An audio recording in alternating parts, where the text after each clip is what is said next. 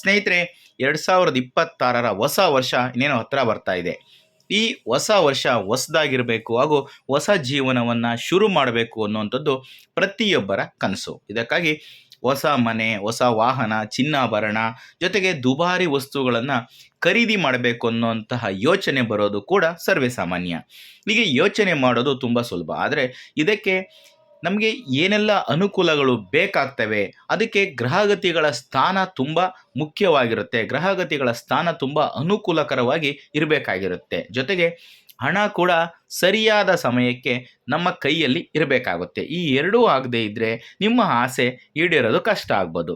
ಹಾಗಾದರೆ ಜ್ಯೋತಿಷ್ಯ ಶಾಸ್ತ್ರದ ಪ್ರಕಾರ 2026ರ ಹೊಸ ವರ್ಷದಲ್ಲಿ ಮಿಥುನ ರಾಶಿಯವರ ಆರ್ಥಿಕ ಹಾಗೆ ವೃತ್ತಿಗೆ ಸಂಬಂಧಪಟ್ಟಂತೆ ಜೀವನ ಯಾವ ರೀತಿ ಇರುತ್ತೆ, ಯಾವ ತಿಂಗಳು ನಿಮಗೆ ಅನುಕೂಲಕರವಾದಂತಹ ಸಮಯವಾಗಿರುತ್ತೆ, ಸ್ವಂತ ಹುದ್ದೆ ಕೆಲಸವನ್ನು ಶುರು ಮಾಡಬೇಕು ಅಂದ್ಕೊಂಡಿದ್ರೆ ಅಥವಾ ನೀವು ಬಯಸಿದಂತಹ ದುಬಾರಿ ವಸ್ತುಗಳನ್ನು ಖರೀದಿ ಮಾಡಬೇಕು ಅಂತ ಅಂದ್ಕೊಂಡಿದ್ರೆ ಯಾವ ಸಂದರ್ಭ ನಿಮಗೆ ತುಂಬ ಅನುಕೂಲಕರವಾಗಿ ಇರ್ತದೆ ಅನ್ನೋವಂಥದ್ದನ್ನು ಇವತ್ತಿನ ವಿಡಿಯೋದಲ್ಲಿ ತಿಳಿಸ್ಕೊಡ್ತೀನಿ. ಹಾಗಾಗಿ ಈ ವಿಡಿಯೋನ ಎಲ್ಲೂ ಕೂಡ ಸ್ಕಿಪ್ ಮಾಡದೆ ಕೊನೆವರೆಗೂ ನೋಡಿ. ಹಾಗೆ ನೀವೇನಾದರೂ ನಮ್ಮ ಚಾನಲ್ಗೆ ಹೊಸಬರಾಗಿದ್ದರೆ ದಯವಿಟ್ಟು ಈ ಕೂಡಲೇ ಸಬ್ಸ್ಕ್ರೈಬ್ ಮಾಡ್ಕೊಳ್ಳಿ.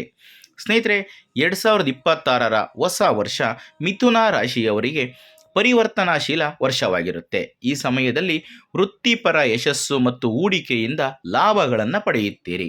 ವರ್ಷದ ಮೊದಲ 6 ತಿಂಗಳು ಗುರು ನಿಮ್ಮ ಮೊದಲ ಮನೆಯಲ್ಲಿ ಇರುತ್ತಾನೆ. ಗುರುವಿನ ಪ್ರಭಾವ ಹೊಸ ವೃತ್ತಿ ಅವಕಾಶಗಳು ಮತ್ತು ಹೆಚ್ಚಿದ ಪ್ರತಿಷ್ಠೆಯನ್ನು ತರುತ್ತದೆ. ಈ ಸಮಯ ಹೂಡಿಕೆಗಳಿಗೆ ಮಂಗಳಕರವಾದಂತಹ ಸಮಯವಾಗಿರುತ್ತದೆ. ಉದ್ಯೋಗದಲ್ಲಿರುವವರ ಬಡ್ತಿ ಮತ್ತು ಸಂಬಳ ಹೆಚ್ಚಳವಾಗುವ ಸಾಧ್ಯತೆ ಇದೆ. ಹಾಗಾದರೆ ಮಿಥುನ ರಾಶಿಯವರಿಗೆ ವರ್ಷವಿಡೀ ಹಣಕಾಸಿನ ಜೀವನ ಯಾವ ರೀತಿ ಇರುತ್ತೆ, ಯಾವ ಹಂತದಲ್ಲಿ ಯಾವ ರೀತಿ ಇರುತ್ತೆ ಅನ್ನೋದನ್ನು ಈಗ ನೋಡ್ತಾ ಹೋಗೋಣ. ಮಿಥುನ ರಾಶಿಯವರ 2026ರ ಆರ್ಥಿಕ ಜೀವನ ವರ್ಷದ ಆರಂಭದ ದಿನಗಳಲ್ಲಿ ಯಾವ ರೀತಿ ಇರುತ್ತೆ ಅಂತ ನೋಡೋಣ. ಮಿಥುನ ರಾಶಿಯವರಿಗೆ 2026ನೇ ವರ್ಷದ ಆರಂಭ ಮಂಗಳಕರವಾದಂತಹ ಫಲಗಳನ್ನು ನೀಡುತ್ತೆ. ಗುರು ನಿಮ್ಮ ಜಾತಕದಲ್ಲಿ ಉತ್ತುಂಗದಲ್ಲಿ ಇರುವುದರಿಂದ ಬೇಡಿದ ವರಗಳನ್ನು ನೀಡುತ್ತಾನೆ. ವರ್ಷದ ಮೊದಲ 3 ತಿಂಗಳು ನೀವು ಮಾಡಿದ ಯಾವುದೇ ಕಾರ್ಯಗಳಲ್ಲಿ ಆಗಲಿ ಯಶಸ್ಸನ್ನು ಪಡಿತೀರಿ. ಹೂಡಿಕೆಯಿಂದ ಹೆಚ್ಚು ಲಾಭವನ್ನು ಕಾಣುವ ಲಕ್ಷಣಗಳು ಕಾಣಿಸ್ತವೆ. ಈ ಸಮಯದಲ್ಲಿ ಸ್ವಂತ ಹುದ್ದೆಯನ್ನು ಶುರು ಮಾಡಲು ಸಾಧ್ಯವಾಗುತ್ತದೆ.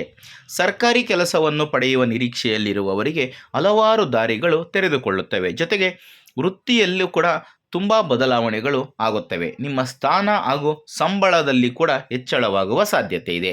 ಒಟ್ಟಾರೆಯಾಗಿ ವರ್ಷದ ಆರಂಭ ಮಿಥುನ ರಾಶಿಯವರಿಗೆ ಹಿಂದೆಂದೂ ಕಂಡಿರದಷ್ಟು ಲಾಭಗಳನ್ನು ತಂದುಕೊಡುತ್ತೆ. ಇನ್ನು ವರ್ಷದ ಮಧ್ಯ ಮಾರ್ಗದಲ್ಲಿ ಯಾವ ರೀತಿ ಇರುತ್ತೆ ಅಂತ ನೋಡೋಣ. 2026ರ ವರ್ಷದ ಮಧ್ಯ ಮಾರ್ಗದಲ್ಲಿ ಮಿಥುನ ರಾಶಿಯವರ ಅದೃಷ್ಟ ಕುಲಾಯಿಸುತ್ತದೆ. ಅದು ಗುರುದೇವನಿಂದ. ಜೂನ್ 2026ರ ನಂತರ ಗುರು ಕಟಕ ರಾಶಿಯಲ್ಲಿ ನಿಮ್ಮ 2ನೇ ಮನೆಗೆ ಪ್ರವೇಶವನ್ನು ಮಾಡ್ತಾನೆ. ಈ ಅವಧಿಯು ಸಂಪತ್ತು ಮತ್ತು ಆಸ್ತಿಯ ವಿಷಯದಲ್ಲಿ ಮಿಥುನ ರಾಶಿಯವರಿಗೆ ಸುವರ್ಣ ಅವಧಿಯಾಗಿರುತ್ತೆ. ನೀವು ಕುಟುಂಬದ ಪಿತ್ರಾರ್ಜಿತ ಆಸ್ತಿ ಮತ್ತು ದೀರ್ಘಕಾಲದಿಂದ ಸ್ಥಗಿತಗೊಂಡ ಹಣವನ್ನು ಪಡೆಯುವ ಸಾಧ್ಯತೆ ಇದೆ. ರಿಯಲ್ ಎಸ್ಟೇಟ್, ಚಿನ್ನ ಅಥವಾ ಮ್ಯೂಚುವಲ್ ಫಂಡ್ಗಳಲ್ಲಿ ಹೂಡಿಕೆ ಮಾಡಲು ಇದು ಉತ್ತಮವಾದಂತಹ ಸಮಯ. ವಿಶೇಷವಾಗಿ ಈ ವರ್ಷ ಉದ್ಯೋಗದಲ್ಲಿರುವವರಿಗೆ ತುಂಬ ಅನುಕೂಲಕರವಾಗಿರುತ್ತದೆ. ನಿಮ್ಮ ಆದಾಯ ಹೆಚ್ಚಾಗುವ ಲಕ್ಷಣಗಳನ್ನು ಗ್ರಹಗಳ ಸ್ಥಾನ ಸೂಚಿಸುತ್ತದೆ. ಜೊತೆಗೆ ಉದ್ಯಮಿಗಳಿಗೆ ಹೊಸ ಯೋಜನೆಗಳನ್ನು ಪ್ರಾರಂಭಿಸಲು ಇದು ಉತ್ತಮವಾದಂತಹ ಸಮಯ. ಇನ್ನು ಶನಿದೇವ ವರ್ಷವಿಡೀ ನಿಮ್ಮ 10ನೇ ಮನೆಯಲ್ಲಿ ಇರುತ್ತಾನೆ. ನಿಮ್ಮ ವೃತ್ತಿ ಜೀವನದಲ್ಲಿ ನೀವು ದಣಿವರಿ ಇಲ್ಲದೆ ಕೆಲಸವನ್ನು ಮಾಡಬೇಕಾಗುತ್ತದೆ. ಹೀಗಿದ್ದಾಗ ಮಾತ್ರ ಶನಿ ನಿಮಗೆ ಶಾಶ್ವತ ಯಶಸ್ಸನ್ನು ತರುತ್ತಾನೆ.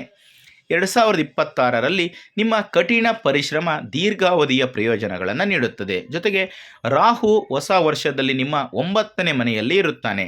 ಇದು ಉನ್ನತ ಶಿಕ್ಷಣ ಮತ್ತು ವಿದೇಶಿ ಪ್ರಯಾಣಕ್ಕೆ ಹೊಸ ಅವಕಾಶಗಳನ್ನು ಒದಗಿಸುತ್ತದೆ. ಆದರೆ 3ನೇ ಮನೆಯಲ್ಲಿ ಕೇತುವಿನ ಉಪಸ್ಥಿತಿಯು ನಿಮ್ಮ ಪ್ರಯತ್ನಗಳಿಗೆ ಸ್ವಲ್ಪ ಅಡ್ಡಿಯಾಗಬಹುದು. ಆದ್ದರಿಂದ ಆತುರದ ನಿರ್ಧಾರಗಳನ್ನು ತೆಗೆದುಕೊಳ್ಳುವುದನ್ನು ತಪ್ಪಿಸುವುದು ತುಂಬ ಒಳ್ಳೆಯದು. ಇನ್ನು ವರ್ಷದ ಅಂತ್ಯ ಭಾಗದಲ್ಲಿ ಮಿಥುನ ರಾಶಿಯವರ ಆರ್ಥಿಕ ಜೀವನ ಯಾವ ರೀತಿ ಇರುತ್ತೆ ಅಂತ ನೋಡೋಣ. 2026ರ ಉತ್ತರಾರ್ಧವು ಡಿಜಿಟಲ್ ಮತ್ತು ಸಂವಹನ ವಲಯದಲ್ಲಿರುವವರಿಗೆ ವಿಶೇಷವಾಗಿ ಶುಭವಾಗಿರುತ್ತದೆ.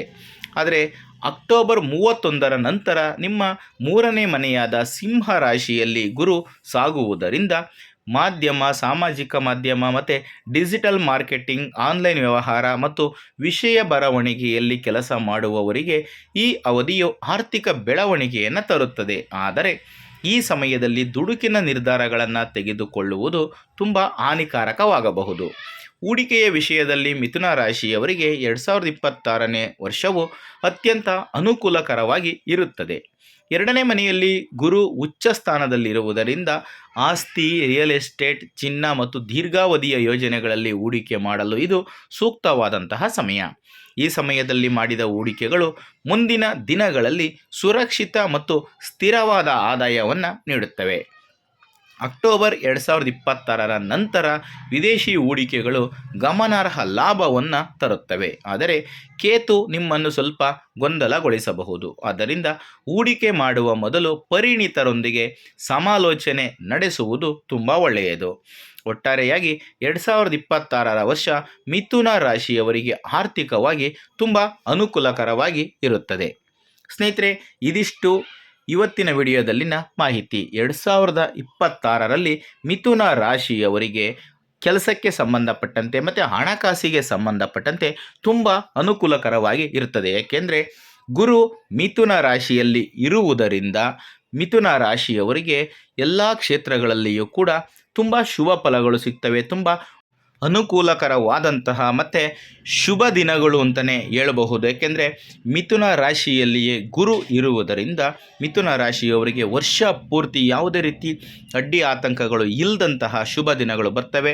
ಆದರೆ ರಾಹು ಮತ್ತು ಕೇತುವಿನಿಂದ ಸ್ವಲ್ಪ ಮಟ್ಟಿಗೆ ಅಡ್ಡಿ ಆಗಬಹುದು. ಆದರೆ ಅದು ಮುಂದಿನ ದಿನಗಳಲ್ಲಿ ಯಾವುದೇ ರೀತಿ ತೊಂದರೆ ಕೂಡ ಇಲ್ಲದಂಗೆ ಮಿಥುನ ರಾಶಿಯಲ್ಲಿ ಗುರು ಇರುವುದರಿಂದ ಒಳ್ಳೆಯದಾಗುತ್ತೆ. ಸ್ನೇಹಿತರೆ, ಇದಿಷ್ಟು ಇವತ್ತಿನ ವಿಡಿಯೋದಲ್ಲಿನ ಮಾಹಿತಿ ನಿಮಗೆ ಇಷ್ಟ ಆದರೆ ಈ ವಿಡಿಯೋಗೆ ಒಂದು ಲೈಕ್ ಕೊಡಿ. ಹಾಗೆ ವಿಡಿಯೋನ ಶೇರ್ ಮಾಡೋದನ್ನು ಯಾವುದೇ ಕಾರಣಕ್ಕೂ ಮರಿಬೇಡಿ.